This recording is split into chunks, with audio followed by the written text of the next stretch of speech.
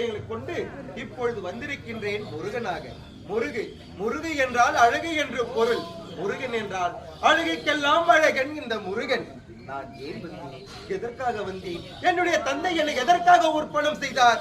முன்பொரு நேரத்திலே சூரபத்மன், சிங்கமுகன், வானுபவன், அதுமுகி என்று சொல்லக்கூடிய அசுரர்கள் அரிய பெரிய வரங்களை பெற்றார்கள். வரத்தை பெற்ற மம்மதியால் தேவர்களை அடியன் அடித்து துன்புறுத்தினார்கள். தேவர்களோ வலியின் தாக்கத்தை தாங்க முடியாமல் என்னுடைய தந்தையிடத்திலே முறையிட்டார்கள். அதற்கு என்னுடைய தந்தையோ, தேவர்களே வரத்தை பெற்றுவிட்டார்கள் அசுரர்கள், அவர்களை என்னால் அழிக்க முடியாது, என்னில் இருந்து வெளிப்படுகின்ற சக்தியால் மட்டுமே அவர்களுக்கு மரண நிச்சயம் என்று உரைத்தார். பிறகு நான் இப்பொழுது யோக நித்திரையில் அமரப் போகிறேன், என்னுடைய யோக நித்திரை யாரும் கலைக்க வேண்டாம் என்று உரைத்து என்னுடைய தந்தை யோக நித்திரையில் அமர்ந்து விட்டார். தேவர்கள் என்ன செய்வது என்று புரியாமல் திகைத்துக் கொண்டிருந்தார்கள்.